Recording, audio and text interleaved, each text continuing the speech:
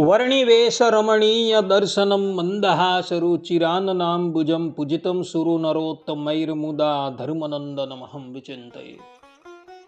અસતોમા ષડ્ગમય તમસોમા જ્યોતિર્ગમય મૃત્યુર્મા અમૃતમ ગમય. ઓમ શાંતિ શાંતિ શાંતિ.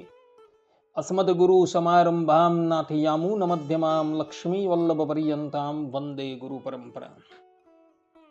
આજની જ્ઞાન સભાની અંદર પધારનારા બધા જ ભગવદ્ ભક્તોને વેદાંતાચાર્ય, પુરાણ ઇતિહાસાચાર્ય, એમ.એ. ફિલોસોફી શાસ્ત્રી રાકેશભાઈના હિતપૂર્વક જય સ્વામિનારાયણ.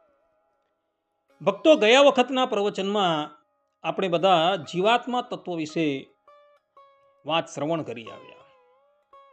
હવે આજના પ્રવચનમાં આપણે બધા માયા તત્વ વિશે થોડી વાત શ્રવણ કરશું. તો બધા જ શ્રોતાગણો ધ્યાનપૂર્વક આ પ્રવચન શ્રવણ કરે અને એને આત્મસાત કરી લે. તો ભગવાન સ્વામિનારાયણ શિક્ષાપત્રીના 106મા શ્લોકમાં માયાની વ્યાખ્યા આપતા કહે છે કે ત્રિગુણાત્મા તમા કૃષ્ણ શક્તિર્દેહ તદીયયો જીવસ્ય ચ અહમ મમતા હેતુર માયાવગમ્યતા.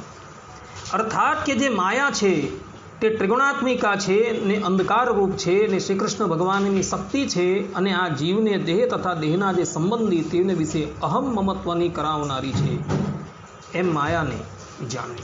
આ પ્રમાણે ભગવાન સ્વામિનારાયણે અહીં માયાની વ્યાખ્યા આપેલી છે.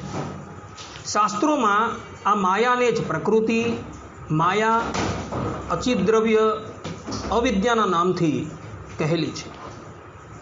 પ્રકૃતિનો અર્થ શું થાય? તો માયા થકી અનંત વિકારોને પરમેશ્વર કરે છે એટલે એને પ્રકૃતિ કહે છે. આ જ પ્રકૃતિનું બીજું એક નામ છે અવિદ્યા. વિદ્યાને ઢાંકે છે એટલે માટે આ પ્રકૃતિને અવિદ્યા કહે છે. આ જ પ્રકૃતિનું ત્રીજું એક નામ છે માયા. માયાનો અર્થ કરતા વિશિષ્ટાદ્વૈતી વિદ્વાનો કહે છે કે આશ્ચર્યમય પદાર્થોની સૃષ્ટિ કરવાવાળી શક્તિ હોવાથી તેણીને માયા તરીકે ઓળખવામાં આવે છે. આ જ પ્રકૃતિનું એક નામ છે અચિત. અચિતનો અર્થ કરતા લોકાચાર્યજી તત્વત્રયમની અંદર કહે છે કે જ્ઞાન શૂન્ય વિકારાસ્પદ વસ્તુને અચિત કહે છે. ભક્તો, રામાનુજાચાર્યજી જે છે એ 3 તત્વોને માને છે: ભોક્તા, ભોગ્યમ, પ્રેરિતારમ ચ. ભોક્તા તરીકે જીવાત્મા, ભોગ્ય તરીકે માયા અને પ્રેરિતારમ ચ એના દ્વારા ઈશ્વરનું સૂચન કરાયું છે. આ વાદ જે છે એ શ્વેતાશ્વેતર ઉપનિષદની અંદર કહી છે. ભગવાન સ્વામિનારાયણે પણ 3 તત્વો માનેલા છે. જ્ઞાનમ ચ જીવ માયેશુ રૂપાણામ સુષ્ટુ વેદનમ. શિક્ષાપત્રીની અંદર ભગવાન કહે છે કે જીવ, માયા અને ઈશ્વરના સ્વરૂપને રૂઢી રીતે જાણવું તેને જ્ઞાન કહીએ. આ પ્રમાણે ભગવાન સ્વામિનારાયણે પણ 3 તત્વોને માન્ય કરેલા છે. આદિ જગદગુરુ શંકરાચાર્યજી જે છે એ કેવલ એક જ તત્વને માને છે. અર્થાત કે એવો કેવલ બ્રહ્મ તત્વને જ માને છે. માયા તત્વને એવો માનતા નથી. માયાને એવો મિથ્યા કહે છે. માયાનું લક્ષણ કરતા તે લોકો પોતે કહે છે કે માયા જે છે એ સદ અસદથી વિલક્ષણ અનિર્વચનીય છે. આ પ્રમાણે એ લોકો માયાને અનિર્વચનીય તરીકે ઓળખાવે છે. તો એ લોકોએ જે પ્રમાણે માયાનું લક્ષણ કરેલું છે એ માયાનું લક્ષણ જે છે એ અવ્યાપ્તિ દોષથી દૂષિત છે. સર્વપ્રથમ અવ્યાપ્તિ, અતિવ્યાપ્તિ અને અસંભવ આ વિશે સમજવાની ખાસ જરૂર છે. અવ્યાપ્તિ કોને કહેવાય, અતિવ્યાપ્તિ કોને કહેવાય અને અસંભવ કોને કહેવામાં આવે? તો અવ્યાપ્તિ એને કહેવામાં આવે કે જે વસ્તુનું લક્ષણ કરવાનું હોય તેના એક દેશમાં લક્ષણ આવે નહીં, એને અવ્યાપ્તિ દોષ કહે છે. જેમ ગાયનું કપિલ વર્ણવાળાપણું, જેનો વર્ણ કપિલ હોય તે ગાય, એવું લક્ષણ કરે તો તે શુક્લા ગાયમાં વ્યાપતું નથી. એટલે કે એક દેશમાં લક્ષણ આવ્યું અને એક દેશમાં લક્ષણ ન આવ્યું એ દોષ આવ્યું. સરળતાથી આપણે સમજીએ અવ્યાપ્તિ કોને કહેવાય. તો કોઈ એમ કહે કે ગાય જે છે એ કપિલ વર્ણવાળી છે, પરંતુ એણે કરેલું આ લક્ષણ જે છે એ શ્વેત ગાયની અંદર, રક્ત ગાયની અંદર વ્યાપી જાય છે. એટલે આ લક્ષણ જે છે એ અવ્યાપ્તિ દોષથી દૂષિત થઈ ગયું. કહેવાનું તાત્પર્ય એ છે કે આ લક્ષણ જે છે કે એક દેશમાં આવ્યું અને એક દેશની અંદર ન આવ્યું, એટલે આની અંદર દોષ આવ્યો. અતિવ્યાપ્તિ કોને કહેવાય? તો જે વસ્તુનું લક્ષણ કરવાનું હોય તેમાં હોઈને અન્ય વસ્તુમાં પણ લક્ષણ જતું રહે તેને અતિવ્યાપ્તિ દોષ કહેવામાં આવે છે. જેમ કે ગાયનું શૃંગીપણું, જેને શિંગડા હોય તેને ગાય કહેવાય. તો આ લક્ષણ જે છે તે ભેંસ આદિકની અંદર જતું રહે છે, કારણ કે ભેંસને પણ શિંગડા હોય છે. એટલે આ લક્ષણ જે છે એ અલક્ષ્યની અંદર જતું રહ્યું, એટલે આને અતિવ્યાપ્તિ દોષ કહે છે. કોઈ વ્યક્તિ એમ કહે કે જેના મસ્તકની ઉપર શિંગડા હોય તેને ગાય કહેવાય. તો શિંગડા તો ભેંસના મસ્તક પર પણ હોય છે, હરણના મસ્તકની ઉપર પણ હોય છે. એટલે એ લક્ષણ જે છે એ ગાયની અંદર થવાને બદલે ભેંસની અંદર પણ જતું રહે છે, અર્થાત કે અલક્ષ્યની અંદર પણ જતું રહ્યું. એટલે આ લક્ષણ જે છે એ દોષવાળો કહેવાય. તો આવો જે દોષ કહેવાય તેને અતિવ્યાપ્તિ દોષ કહેવાય છે. ત્રીજું જે છે એ અસંભવ છે. અસંભવ કોને કહેવાય? તો જે વસ્તુનું લક્ષણ કરવાનું હોય તેમાં કોઈમાં પણ લક્ષણ જ આવે નહીં, તેને અસંભવ દોષ કહે છે. જેમ કે ગાયનું એક શફપણું, જેને એક શફ એટલે કે એક ખરી હોય તે ગાય કહેવાય.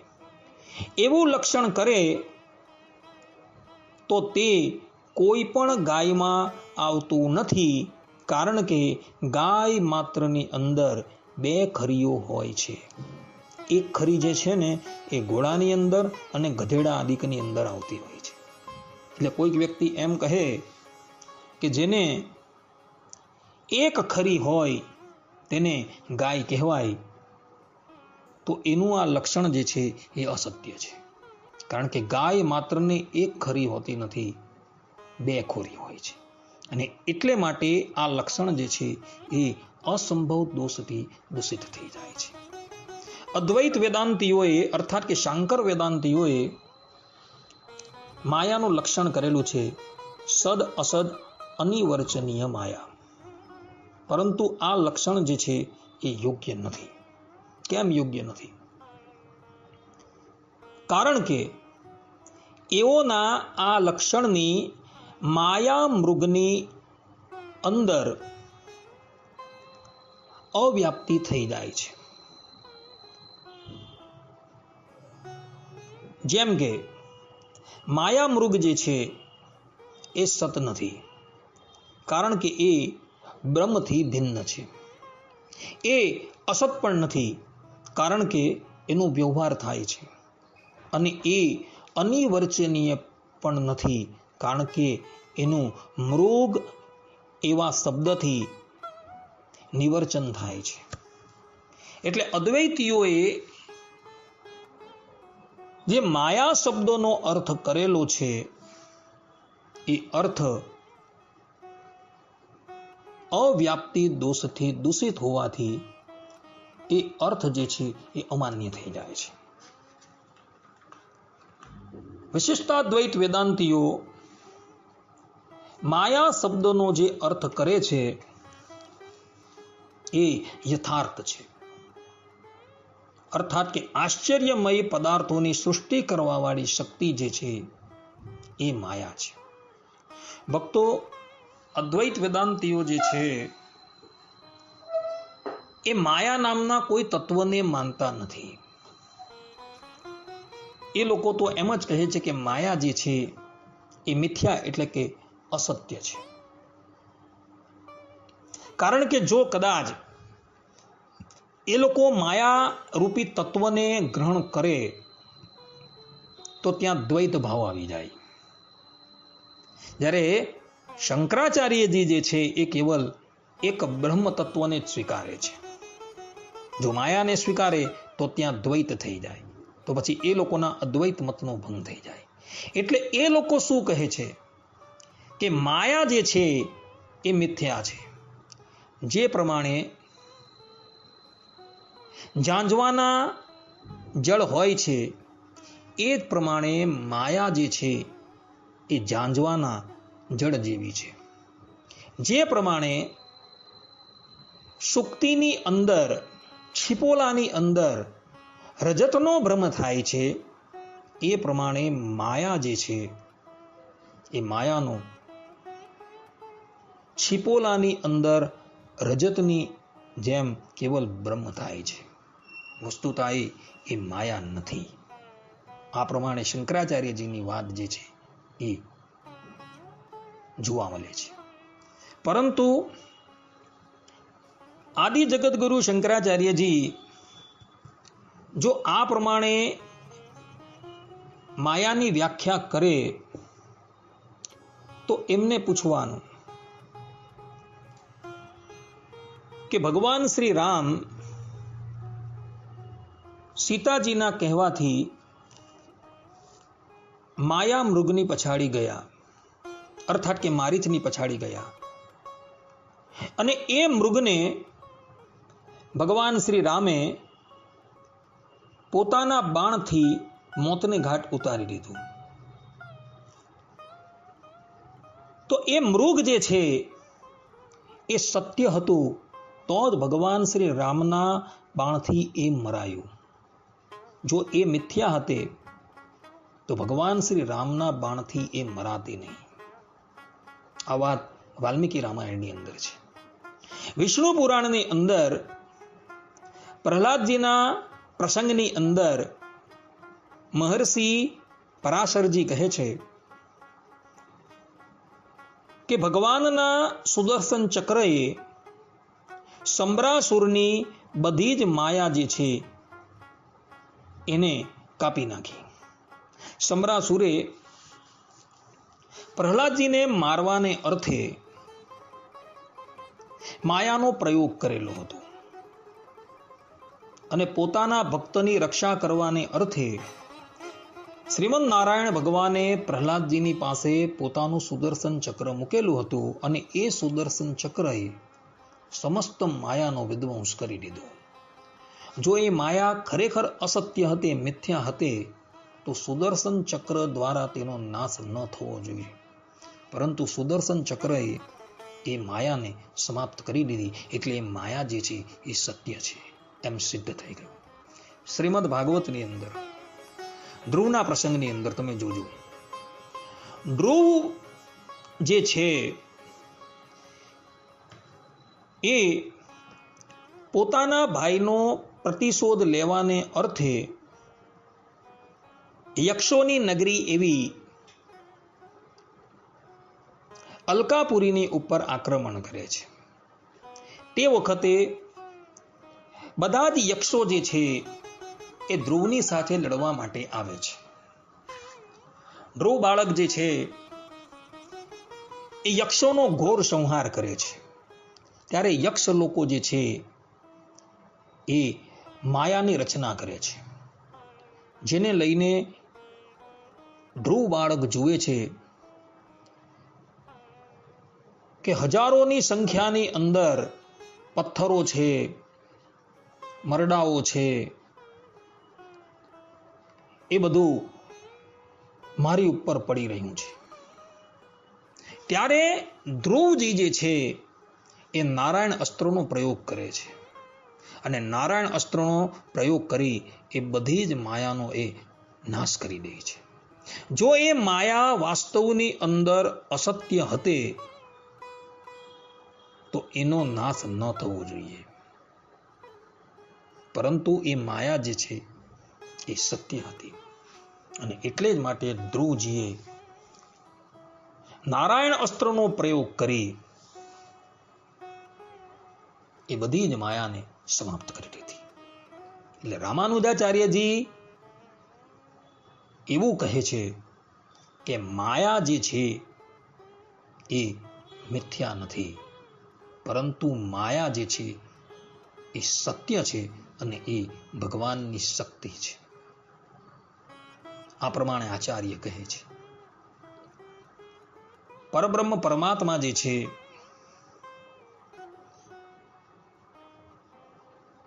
એઓ આ માયા દ્વારા જ સૃષ્ટિની રચના કરે છે. સાંખ્ય મતની અંદર સાંખ્યના આચાર્યનું કહેવું એવું છે કે માયા જે છે એ સત્વ, રજ અને તમ આ ત્રણ ગુણમયી છે. માયા રૂપે કોઈ પદાર્થ નથી, પરંતુ સાંખ્યાચાર્યોની જે આ માન્યતા જે છે એ સંપૂર્ણપણે ભૂલ ભરેલી છે. કારણ કે સત્વ, રજ અને તમ એ તો માયાના ગુણ છે અને ગુણ જે છે એ માયાને આશરીને રહ્યા છે. સાંખ્યાચાર્યનું કહેવું એવું છે કે કેવલ ગુણ રૂપે જ માયા છે, વસ્તુતા એ કોઈ પદાર્થ રૂપે નથી. જ્યારે રામાનુજાચાર્યજી કહે છે કે સાંખ્ય મતની અંદર જે આ માન્યતા ઘર કરેલી છે એ સંપૂર્ણપણે અનુચિત છે. માયા જે છે એ એક પદાર્થ રૂપ છે અને માયાના જે ત્રણ ગુણો છે એ માયાને આશરીને રહ્યા છે. આ પ્રમાણે રામાનુજાચાર્યજી જે છે એ માયાને સત્ય માને છે. શંકરાચાર્યજી એવું કહે છે કે આ સંપૂર્ણ જગત જે છે એ વિવર્તવાદ છે. સર્વપ્રથમ વિવર્ત એટલે શું? તો વિવર્તની વ્યાખ્યા કરતા આચાર્યો કહે છે કે ઉપાદાનથી વિલક્ષણ અન્યથા ભાવ એ વિવર્ત, એટલે કે રજ્જુની અંદર સર્પની ભ્રાંતિ થવી એને વિવર્ત કહેવાય છે. શંકરાચાર્યજી કહે છે કે આ સંપૂર્ણ જગતની અંદર જે પણ કંઈક દેખાય છે એ બધું જ રજ્જુમાં સર્પની ભ્રાંતિની જેમ મિથ્યા છે. શંકરાચાર્યજી વિવર્તવાદને માને છે, જ્યારે રામાનુજાચાર્યજી કહે છે કે વેદાંત સૂત્રની અંદર ભગવાન વેદવ્યાસજીએ પરિણામવાદને સ્વીકારેલો છે. એટલે પરિણામવાદ જે છે એ જ યથાર્થ છે. પરિણામ એટલે શું? કે ઉપાદાનને જે સમાન હોય તેને પરિણામ કહેવામાં આવે છે. જે પ્રમાણે માટી છે અને માટીમાંથી જે પ્રમાણે ઘટનું નિર્માણ થાય છે તો એને પરિણામ કહેવામાં આવે છે. એ માટી જે છે એ જ ઘટ રૂપે પરિણિત થઈ ગયેલી છે. રામાનુજાચાર્યજી પરિણામવાદને માન્યતા આપે છે, કારણ કે વેદવ્યાસજીએ પરિણામવાદને માન્ય કરેલો છે. ભક્તો, આદિ જગદગુરુ શંકરાચાર્યજી વિવર્તવાદને માને છે, જ્યારે રામાનુજાચાર્યજી પરિણામવાદને માને છે. આચાર્ય રામાનુજ કહે છે કે પ્રલય અવસ્થાની અંદર પણ ચિત્ત એટલે કે જીવાત્મા અને અચિત એટલે માયા એ ભગવાનના શરીર રૂપે ઉપસ્થિત હતા. એવો ત્યારે સૂક્ષ્મ દશાની અંદર અર્થાત કે કારણ દશાની અંદર વિદ્યમાન હતા. જ્યારે સૃષ્ટિની ઉત્પત્તિ કરવાની ઈચ્છા થઈ ત્યારે પરબ્રહ્મ પરમાત્મા જે છે એવો સંકલ્પ કરે છે કે એકો અહમ બહુશ્યામ પ્રજાયાય, અર્થાત કે એક હું છું એ બહુ રૂપે થાઉં. અને એ પરબ્રહ્મ પરમાત્મા જે છે એવો પોતાના શરીર ભૂત ચિત્ત એટલે માયા અને અચિત એટલે જીવાત્મા દ્વારા બહુ રૂપે થયા.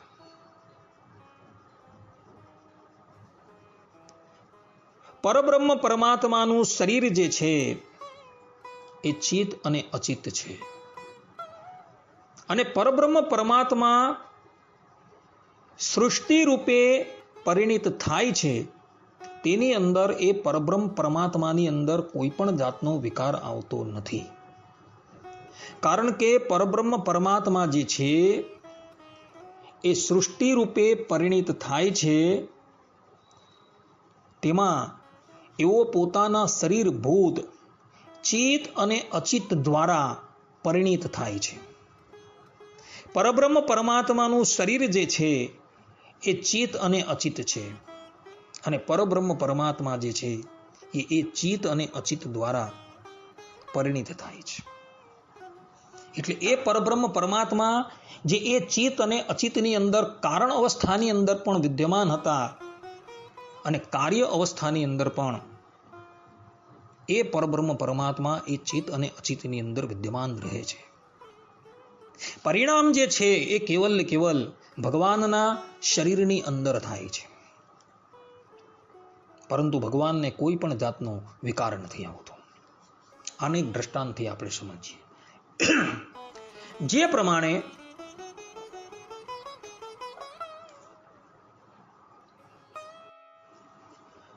કરોળિયો પોતાના મુખમાંથી લાળ દ્વારા એક જાળીનું નિર્માણ કરે છે અને પછી એની અંદર સ્વચ્છંદ રૂપે વિહાર કરે છે. પોતાના મુખમાંથી લાળ દ્વારા જાળી બનાવવા છતાં કરોળિયાની અંદર કોઈ પણ જાતનો વિકાર આવતો નથી. તે જ પ્રમાણે પરબ્રહ્મ પરમાત્મા જે છે એ પોતાના ચિત્ત અચિત રૂપ શરીર દ્વારા સંપૂર્ણ જગત રૂપે પરિણિત થાય છે, છતાં પણ એ પરબ્રહ્મ પરમાત્માની અંદર કોઈ પણ વિકાર આવતો નથી. કારણ કે વિકાર જે છે કેવલ ચિત્ત એટલે કે જીવાત્મા અને અચિત એટલે માયાની અંદર આવે છે. અને આ ચિત્ત અને અચિત જે છે એ ભગવાનનું શરીર છે અને પરબ્રહ્મ પરમાત્મા જે છે એના શરીરી છે. એટલે શરીરની અંદર વિકાર આવે છે, શરીરની અંદર કોઈ પણ જાતનો વિકાર આવતો નથી. આ પરબ્રહ્મ પરમાત્મા જે છે એ પોતે જ સંપૂર્ણ જગત રૂપે પરિણિત થાય છે. સંકલ્પ કરનારા પણ એ પરબ્રહ્મ પરમાત્મા છે, એકો અહમ બહુશ્યામ પ્રજાયાય, એમાં એકો અહમ દ્વારા એ જ પરબ્રહ્મ પરમાત્મા જે છે એ સંકલ્પ કરે છે, અને બહુશ્યામ પ્રજાયાય દ્વારા એ જ પરબ્રહ્મ પરમાત્મા જે છે એ પોતાના શરીર દ્વારા ઉપાદાન પામે છે. અને ઉપાદાન પામવા છતાં પણ એ પરબ્રહ્મ પરમાત્માની અંદર કોઈ પણ જાતનો વિકાર આવતો નથી. અને માયા છે, કાળ છે, એને સહકારી રૂપે જે સાધન સામગ્રી છે, જે શક્તિ આદિક છે, એ પણ પરબ્રહ્મ પરમાત્મા અર્પણ કરતા હોવાથી પરબ્રહ્મ પરમાત્મા જે છે એ સંપૂર્ણ જગતના અભિન્ન નિમિત્ત ઉપાદાન કારણ છે. કહેવાનું તાત્પર્ય એ છે કે વિશિષ્ટાદ્વૈતીઓની માન્યતા પ્રમાણે પરબ્રહ્મ પરમાત્મા જે છે એ પોતે જ સંપૂર્ણ જગતના અભિન્ન નિમિત્ત ઉપાદાન કારણ છે. કોઈ પણ વસ્તુને આપણે નિર્માણ કરવી હોય તો એની અંદર જુદી જુદી સાધન સામગ્રીની જરૂર પડે. દ્રષ્ટાંત તરીકે આપણે ગળાને નિર્માણ કરવો છે, તો ગળાને નિર્માણ કરતા પહેલા ચેતન કુલાલ એટલે કે કુંભારની જરૂર પડે. ત્યારબાદ ગળો બનાવવા માટે માટીની જરૂર પડે. અને ગળાને સહાયભૂત થવાને અર્થે, અર્થાત કે ગળો બનાવવામાં સહાયભૂત થવાને અર્થે દંડ છે, ચક્ર છે, ઇત્યાદિકની જરૂર પડે. આમ એક ગળાને નિર્માણ કરવાને અર્થે ચેતન કુલાલની, માટીની અને દંડ અને ચક્રની જરૂર પડે છે. જ્યારે પરમાત્માની અંદર એવું નથી. પરબ્રહ્મ પરમાત્મા જે છે એ પોતે જ સંપૂર્ણ જગતના અભિન્ન નિમિત્ત ઉપાદાન કારણ છે. સંકલ્પ દ્વારા એ નિમિત્ત કારણ થાય છે, અને પોતાના શરીરભૂત ચિદ અચિદ દ્વારા એ પરબ્રહ્મ પરમાત્મા જે છે એ ઉપાદાન કારણ થાય છે. અને એ સૃષ્ટિ રચવાની અંદર કાળ છે, માયા છે, ઇત્યાદિકને સાધન સામગ્રી દ્વારા સહાય કરનારા થતા હોવાથી એક જ પરબ્રહ્મ પરમાત્મા જે છે એ સંપૂર્ણ જગતના અભિન્ન નિમિત્ત ઉપાદાન કારણ છે. ભક્તો, રામાનુજાચાર્યજી એવું કહે છે કે પરબ્રહ્મ પરમાત્મા જે છે એ પોતાના શરીર દ્વારા, અર્થાત કે ચિદ અચિદ રૂપ પોતાના શરીર દ્વારા સંપૂર્ણ જગત પ્રત્યે ઉપાદાન થાય છે. જ્યારે આદિ જગત ગુરુ વલ્લભાચાર્યજીની માન્યતા એવી છે કે પરબ્રહ્મ જે છે એ પોતે સંપૂર્ણ જગત રૂપે પરિણિત થઈ જાય છે. આચાર્ય વલ્લભાચાર્યજીની માન્યતા એવી છે કે લોકવતુ લીલા કૈવલ્યમ, કે પરબ્રહ્મ પરમાત્મા જે છે એ કેવલ ખેલ કરવાને અર્થે આ સંપૂર્ણ સૃષ્ટિ રૂપે પરિણિત થઈ જાય છે. પરબ્રહ્મ પરમાત્મા જે છે એ પોતે સચ્ચિદાનંદ છે. એ પરબ્રહ્મ પરમાત્મા પોતાની અંદર રહેલો જે આનંદાંશ છે એને તિરોધાન કરી દે છે, એટલે પોતે એ જીવ રૂપે થઈ જાય છે. અર્થાત કે જેની અંદર સત અને ચિત બે જ વસ્તુ રહે એને જીવ કહેવાય, અને જીવ રૂપે પરબ્રહ્મ પરમાત્મા થઈ જાય છે. સચ્ચિદાનંદની અંદર ચિત અને આનંદનો તિરોભાવ કરીને કેવલ સત રૂપે રહે, તો એ સત રૂપે એ પરબ્રહ્મ પરમાત્મા જે છે એ માયા રૂપે થઈ જાય છે. અને આ રૂપે કરી પરબ્રહ્મ પરમાત્મા જે છે એ લીલા રસનો અનુભવ કરે છે. પરંતુ આ મતની અંદર તો બધા જ દુઃખ જે છે, જડાદી દોષો જે છે એ પરબ્રહ્મ પરમાત્માની અંદર આવી જાય છે. કેમ કે બ્રહ્મ જે છે એ જ માયા, જીવ, ઈશ્વર રૂપે પરિણમે છે. પરબ્રહ્મ પરમાત્મા જેઓ પોતાના આનંદથી યુક્ત છે એવો જળ રૂપે શા માટે થવાના, જીવ રૂપે શા માટે થવાના, અને જીવ રૂપે થઈને દુઃખ શા માટે ભોગવવાના? કોઈ વ્યક્તિ પોતાના આનંદથી યુક્ત છે એ શા માટે જાણી જોઈને દુઃખની અંદર પ્રવેશ કરે? એટલે આચાર્ય શ્રી વલ્લભાચાર્યજીનો આ મત જે છે તેને આપણે પ્રણામ કરીએ છીએ, કારણ કે આ મતની અંદર બધા જ દોષો જે છે એ પરબ્રહ્મ પરમાત્માની અંદર આવી જાય છે. નિમ્બાર્કાચાર્યજીની માન્યતા એવી છે કે બ્રહ્મનો પરિણામ જે છે એ થતો નથી, અર્થાત કે સૃષ્ટિ રૂપે બ્રહ્મનું પરિણામ થતું નથી, પરંતુ બ્રહ્મની શક્તિઓનું પરિણામ થાય છે. જો આ પ્રમાણે કહેવા જાય તો તે પક્ષની અંદર એ લોકોને એવું પૂછવાનું કે બ્રહ્મની સાથે શક્તિનું એકપણું છે કે ભેદપણું છે? જો બ્રહ્મની સાથે શક્તિનું ऐक्य કહેવામાં આવે તો પરિણામનો પ્રસંગ તો બ્રહ્મની અંદર જ આવવાનો, કારણ કે શક્તિ અને શક્તિમાનનું અભિન્નપણું છે, ऐक्यપણું છે. જો એમ કહે કે શક્તિનું બ્રહ્મની સાથે ભિન્નપણું છે તો બ્રહ્મનું જીવ, ઈશ્વર અને જળની સાથે ऐक्य કહેવામાં આવે છે તે કેવી રીતના ઘટી શકે? કારણ કે તે તો બ્રહ્મનો નહીં પરંતુ શક્તિનો પરિણામ થયો, માટે તે કોઈ રીતે બંધ બેસતું આવતું નથી. એટલે નિમ્બાર્કાચાર્યજીના મતને પણ આપણે પ્રણામ કરીએ છીએ. આ પ્રમાણે શંકરાચાર્યજીનો મત જે છે એ તો વાસ્તવની અંદર મત જ નથી, પરંતુ એ તો એક મોહ ઉપજાવવાની પ્રક્રિયા છે. વલ્લભાચાર્યજીના મતની અંદર સાક્ષાત બ્રહ્મનું પરિણામ થઈ જાય છે, અને શાસ્ત્રોની અંદર બ્રહ્મને અચ્યુત કહ્યા છે. જો બ્રહ્મને અચ્યુત કહ્યા છે તો એ જીવ રૂપે અને ઈશ્વર રૂપે તથા માયા રૂપે જો પરિણિત થઈ જાય તો બ્રહ્મની અંદર ચ્યુતપણું આવી જાય. એટલે એ મતને પણ આપણે પ્રણામ કરીએ છીએ.